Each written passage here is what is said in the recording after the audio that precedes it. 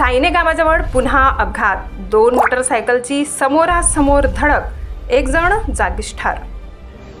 मालेगाव तालुक्यातील चाळीसगाव फाट्याजवळील सायने येथील पाणी फिल्टर जवळ हा मोठा भीषण अपघात घडलाय।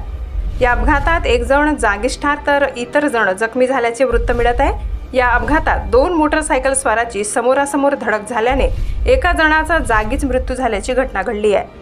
गाडी नंबर MH15AX 9845 तर दुसरी गाडी नंबर MH41BD 3707 या दोन्ही गाडीची समोरासमोर धडक झाल्याने हा अपघात घडून आला। अपघातामध्ये मृत पावलेले व्यक्ती हा दहिवड येथील असल्याचे बोलले जात आहे। पुढील तपास पोलीस प्रशासन करीत आहे। S9 TV वृत्तांत मालेगाव।